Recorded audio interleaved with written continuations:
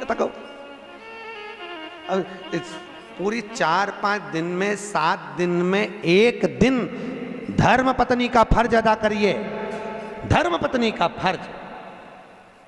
और वो धर्म पत्नी का फर्ज है पति को। देखो इनके नाम के आगे कहीं नहीं लिखा वेद व्यास जी ने। कोई महाराज यहाँ पर आके बोला कभी कथा में कि धर्म पति, नहीं बोला कहीं का नहीं, क्योंकि संतों को मालूम था, वेद व्यास जी को मालूम था घर परिवार चलाना है तो झूठ बोलना पड़ेगा, कपट करना पड़ेगा, बेईमानी करना पड़ेगा, प्रपंच करना पड़ेगा, तब जाकर ये घर चला पाएगा। इसलिए पुरुषों के नाम के आगे धर्म पति नहीं लिखा, पर तुम्हारे नाम के आगे धर्म पत्नी इसलिए लिखा कि ये कैसी भी कमाई करके लाएगा, चाहे झूठ बोल के लाए, बेईमानी करके लाए, प्रपंच कर लाए, पर लाकर किसको देगा?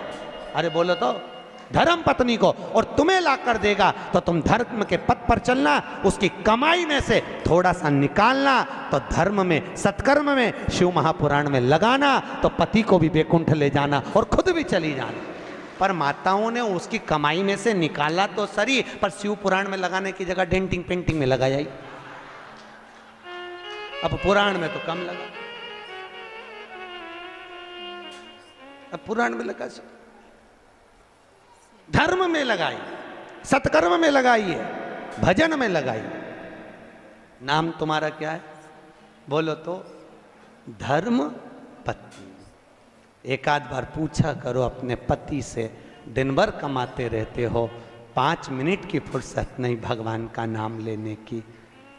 कथा हो रही है बैसाख के महीने में, ना जाने कब मिलेगी, सालासर भवन में हो रही है, चलो बैठकर मेरे साथ कथा सुनो, चलो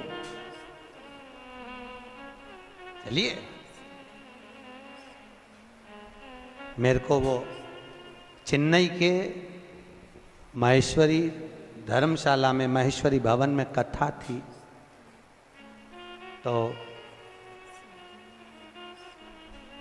ताराचंद जी मोहता और जीवन जी राठी दोनों बोले, गुरुजी इस शिव महापुराण के जो जजमान बने ना, इनकी पत्नी बड़ी विचित्र है। क्या नाम था उनका? डागा परिवार, डागा जी। सेलम में उनकी स्टील की 4 फैक्ट्रियां हैं, बर्तन की स्टील की।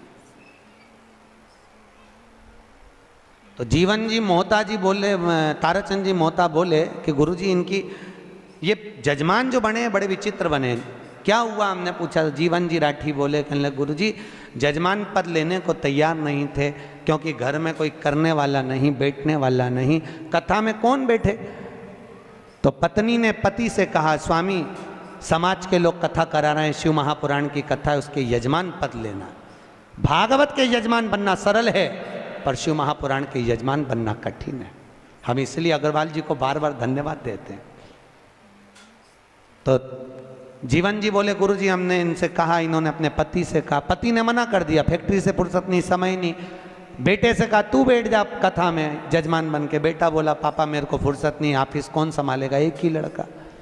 इतने में पत्नी को गुस्सा आया और पत्नी ने कहा, स्वामी ये बताओ तुम कथा में नहीं बैठ सकते यजमान बन करके, तू बैठ जा, मैं पैसा दे देता हूँ जजमानी का, जितना भी लगे तू बैठ। पत्नी कहने लगी मैं तुम्हारे बिना नहीं बैठूंगी, पर ये बताओ स्वामी।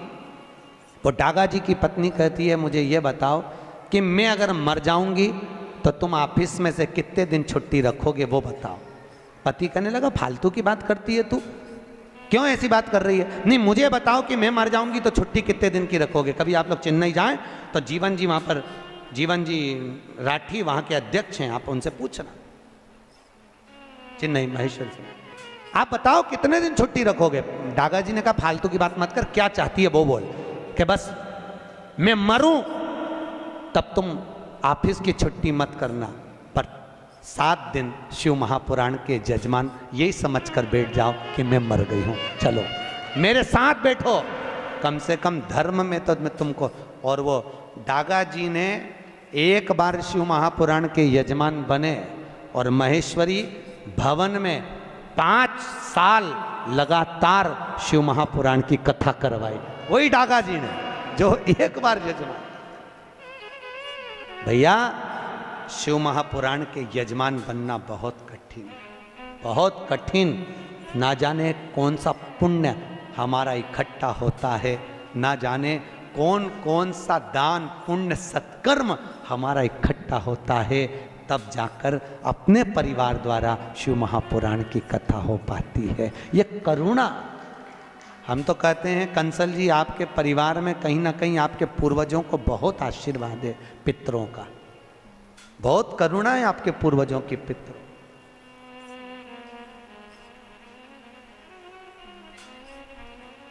और कथा भी लेने आए तो हमारे वो नीरज भैया सीधे उज्जैन पहुंच गए, महाकाल की नगरी में। हमारी शिव पुराण चल रही थी महेश्वरी महिला मंडल की, सीधे वहां भाभी जी और दोनों नीरज भैया दोनों आ गए, और उनके साथ में उनकी एक बुआ जी भी थी, वो भी साथ में। कहे गुरु जी कथा लेना है। हमने कहा कहाँ लेना है? कहे गुलबर्गा।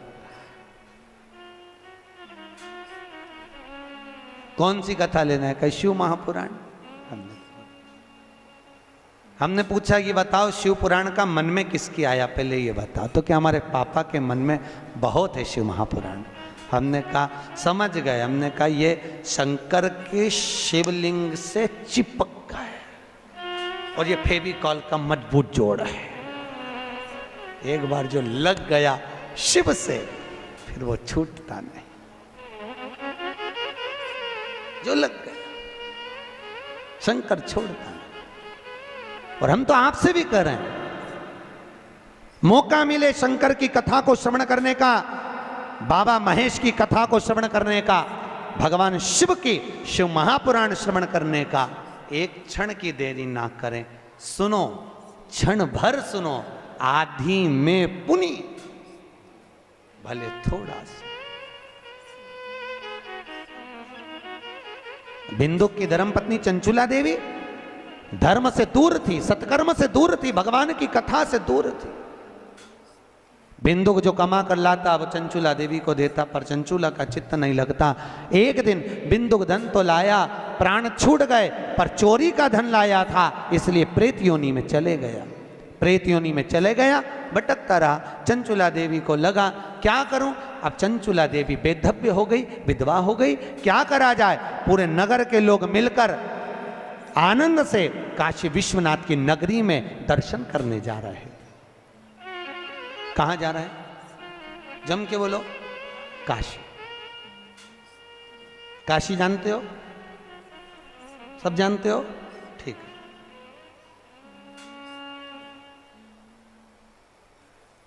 किसने करी थी काशी विश्वनाथ की स्थापना?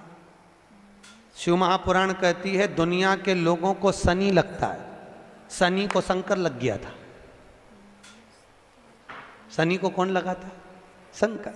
जब शनि महाराज ने अपनी माता को चरण का प्रहार करा और माता ने श्राप दे दिया, शनि जा तो तेरे पांव से अपंग होगा। शनि की आंख में आंसू भर गए। देवर्षि नारद से पूछा मैं कहां जाऊं?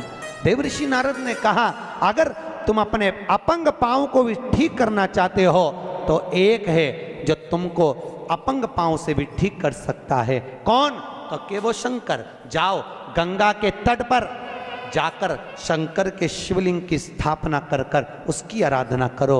और शनि महाराज ने जाकर गंगा के तट पर काशी में भगवान शंकर का शिवलिंग बनाकर उसकी आराधना करी। और जब आराधना करी तो शिव जी ने प्रकट होकर शनि महाराज के चरण को ठीक करा, तो चरण से शनि ने चलना प्रारंभ करा। आज भी नियम है, जिसको ढैया लगा हो, 7.5 लगा हो, जिसको ढैया 7.5 आदिक शनि परेशान कर रहा हो, एक काजल की डिब्बी ले लो, 21 बार उतारो। जहां जंगल में, वन में, किसी बगीचे में कोई नहीं हो, किसी भी पेड़ के नीचे इतना खड्डा करके काजल की डिब्बी को काशी विश्वनाथ का नाम लेकर दबा दो और मिट्टी डाल दो। जिंदगी में कभी शनि परेशान नहीं कर सकता, कभी भी, पूरे जीवन में कभी शनि परेशान नहीं किया। इसलिए कहते हैं दुनिया को शनि लगे और शनि को शंकर लगे। शनि को सारे नगर के लोग काशी चले। काशी जानते हो ना, अभिमुक्त नगरी काशी। मोक्ष नगरी काशी। माता पार्वती जी ने शिव जी से केवल 2 वर मांगे थे, केवल 2 वर माता पार्वती ने मांगे शंकर भगवान से। पहला वर माता पार्वती ने शिव जी से मांगा था, भोलेनाथ वर दीजिए कि जिस पति पत्नी में आपस में झगड़ा हो उसमें प्रेम बढ़े। भगवान शिव ने कहा तथास्तु। आज भी नियम है, पति और पत्नी अगर आपस में झगड़ा करते हैं तो उनमें प्रेम बढ़ता है। तुम देखना, अच्छा प्रैक्टिकल करके देखना। पति झगड़ा करके चले जाए ऑफिस दुकान, तो वहां से आते से ही पूछेगा क्यों रे तेरी मम्मी कहाँ है, तुरंत पूछे। इतना झगड़ा करके गया है तो पूछे ही मत तो कि पत्नी कहाँ है, पर आते से ही पूछेगा कहाँ है। और माता पार्वती ने दूसरा वर मांगा, भोलेनाथ जी वर दीजिए कि काशी में जो मरेगा उसको गुरु मंत्र आपको देना पड़ेगा। शंकर भगवान ने कहा पार्वती कैसी मूर्खों की तरह बात करती है, काशी में मरने वाले को गुरु मंत्र मैं दूं, ये कैसे हो सकता, कैसे होगा, ये हो नहीं सकता, ये कभी नहीं होगा। पार्वती जी बोली, जिद पे अड़ गई माता पार्वती ने। भोजन करना बंद कर दिया, पानी पीना बंद कर दिया, कुछ ग्रहण ही नहीं करती माता पार्वती। शिव जी को लगा कि ये प्राणों को त्याग देगी। शंकर भगवान ने कहा पार्वती मैं तुझे वर देता हूं कि काशी में मरने वाले को गुरु मंत्र मैं दूंगा। पार्वती ने कहा मुझे कैसे मालूम पड़ेगा कि आपने गुरु मंत्र दिया, तो तू बता क्या करना है। पार्वती जी ने कहा प्रभु आपसे वर मांगती हूं कि काशी में मरने वाले के सीधे कान में आप गुरु मंत्र देना और कान को मोड़ देना, तो मैं समझ जाऊंगी कि काशी में मरने वाले को आपने गुरु मंत्र दे दिया। शंकर जी ने कहा तथास्तु। तो आज भी प्रमाण है, काशी में मरने वाले का सीधा कान अपने आप टेढ़ा हो जाता है। आज भी प्रमाण, जिसके काशी में प्राण छूटते हैं उसका सीधा कान अपने आप टेढ़ा हो जाता है, अपने आप। पहले हमको भी विश्वास नहीं हुआ था कि शिव पुराण में ऐसा लिखा है, ऐसा होता है क्या। जब हम काशी में महेश्वरी भवन में कथा करने के लिए गए तो सब पूरी मंडली को लेकर हमने कहा चलो आज शिव महापुराण में लिखा है कि काशी में मरने वाले का सीधा कान टेढ़ा हो जाता है, चल कर देखें। पहुँचे मणिकर्णिका के घाट पर। भारत की भूमि के सबसे ज़्यादा मुर्दे वहीं जलते हैं। अपने यहाँ गाड़ी ओवरटेक करती है, वहाँ मुर्दे ओवरटेक करते हैं, लोग मुर्दा लेके भागते हैं। मणिकर्णिका का घाट, लाइन लगी मुर्दों की, परिवार के लोग बैठे। हमने एक मुर्दे वाले से पूछा भैया हमको इनका मुंह देखना है, कि देख लो। हमने कपड़ा हटा के देखा मुंह, तो उसका तो कान सीधा था। हमने कहा बताओ, पोथी में तो लिखा है कि काशी में मरने वाले का सीधा कान टेढ़ा हो जाए, यहाँ तो सीधा है। और आगे गए, हमने कहा हो सकता है कुछ गड़बड़ हो। आगे गए तो उसका भी कान सीधा, और आगे गए उसका कान टेढ़ा, फिर आगे गए तो उसका सीधा, फिर आगे वाले का फिर कान टेढ़ा। हम तो चक्कर में पड़ गए, किसी का सीधा किसी का टेढ़ा। हमने पूछा भैया ये मुर्दा कहाँ का है, तो क्या यहाँ से 40 किलोमीटर दूर का। और जिसका कान टेढ़ा था उसका पूछा ये मुर्दा कहाँ का है, तो क्या काशी की वो कॉलोनी का। समझ में आ गया कि काशी में मरने वाले का सीधा कान टेढ़ा हो जाता है, दूर मरने वाले का नहीं। ऐसा कोई है? 33 करोड़ देवी देवता में कोई देवता ऐसा नहीं कि मनुष्य के कान में आकर गुरु मंत्र दे दे, पर एक है मेरा काशी विश्वनाथ जो कि गुरु मंत्र भी प्रदान कर देता है। गुरु मंत्र।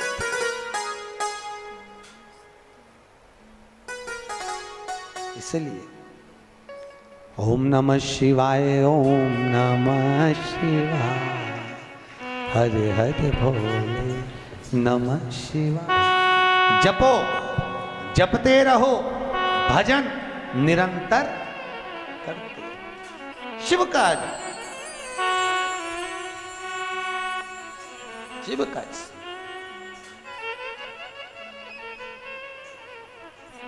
भगवान की भक्ति को धारण कर। आज भी शास्त्र कहता है अगर हम काशी नहीं जाते तो 5 बार मुख से काशी काशी जप लो। क्या नाम जपना? काशी काशी। हम तो कहते हैं अपनी छोरी का नाम रख दो काशी भाई।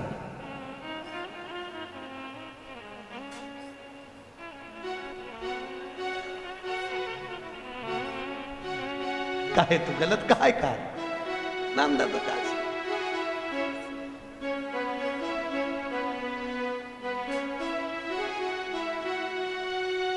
काशी काशी 5 बार बोल ले जीव, उसको यम के दूत पकड़ ही नहीं सकते। काशी काशी बोल लेने पर यमराज बंदी बनाने नहीं आता, फिर आता है तो मेरा महाकाल, मेरा ठाकुर, मेरा, क्योंकि शिवजी जिसको भेजेंगे, नारायण को भेज जाता नारायण आ जाएंगे, ब्रह्मा को भेजा तो ब्रह्मदेव आ जाएंगे। ये तो अपनी मर्जी है, अपन को 4 व्हीलर में जाना है कि 2 व्हीलर में जाना है। ऐसे तो यमराज भी आता है ब्लैक कलर की स्कॉर्पियो पे,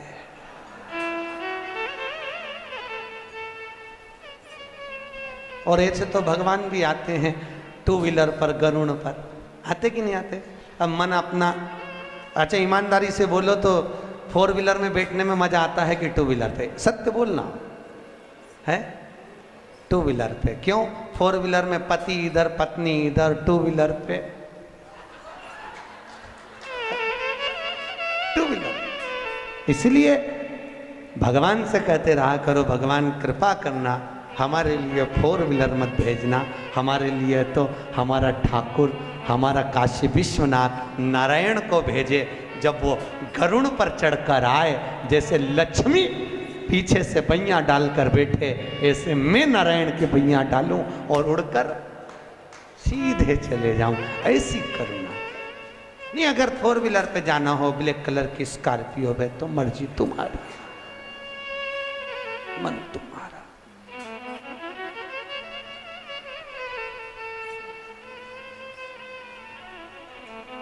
इसीलिए हमारे भगत कहते हैं कि तू ही आना रे गोपाल, मन्ने लेने तू ही आना, अरे तू ही आना रे गोपाल, मन्ने लेने तू ही आना, ओ मन्ने तू ही आना, के मन्ने लेने तू ही आना, मन्ने लेने तू ही आना, ओ मन्ने लेने तू ही आना, अरे तू ही आना रे गोपाल, मन्ने लेने तू ही आना, अरे तू ही आना रे गोपाल, मन्ने लेने तू ही आना। दोनों हाथों से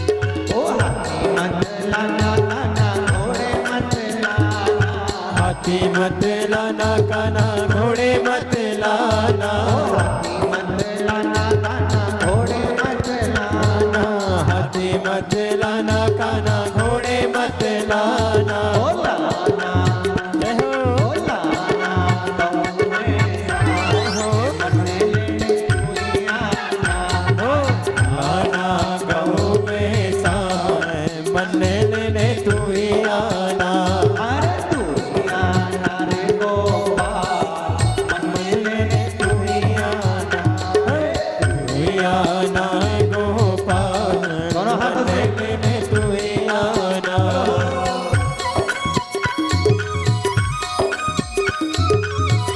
बड़े भाव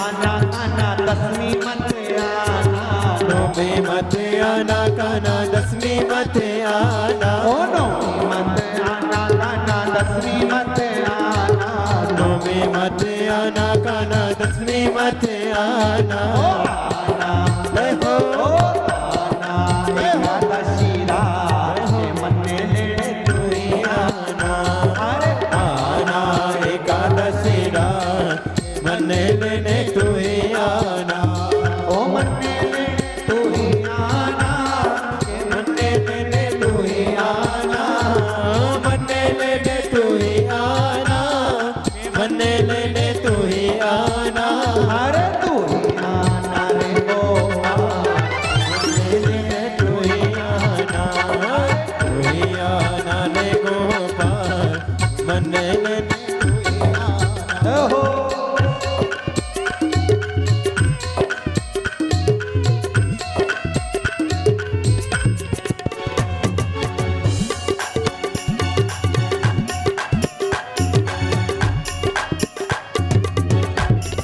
बड़े भाव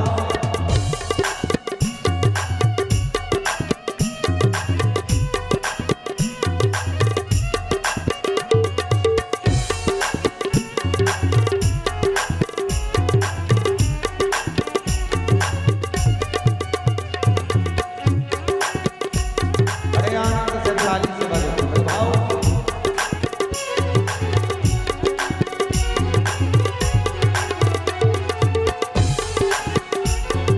गोपी मत लाना काना ग्वाले मत लाना, गोपी मत लाना काना गाने मत लाना, ओ गोपी मत लाना काना ग्वाले मत लाना, गोपी मत लाना काना गाने मत लाना, बोला ना हो बोला ना हो लाना राधा सा के मन्ने लेने तू ही आना, लाना राधा सा मन्ने लेने तू ही आना, ओ मन्ने लेने तू ही आना, के मन्ने लेने तू ही आना, मन्ने लेने तू ही आना, मन्ने लेने तू ही आना, अरे तू ही आना रे गोपाल, मन्ने लेने तू ही आना, तू ही आना रे गोपाल, मन्ने लेने तू ही आना।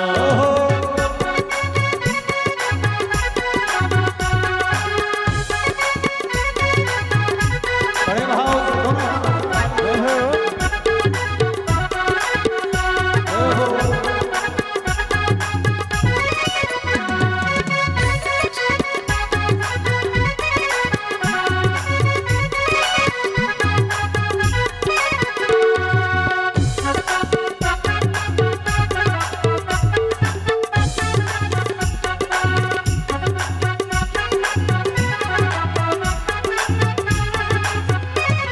ओ लता मत लाना विशाखा मत लाना, ललता मत लाना, विशाखा मत लाना, ओ लता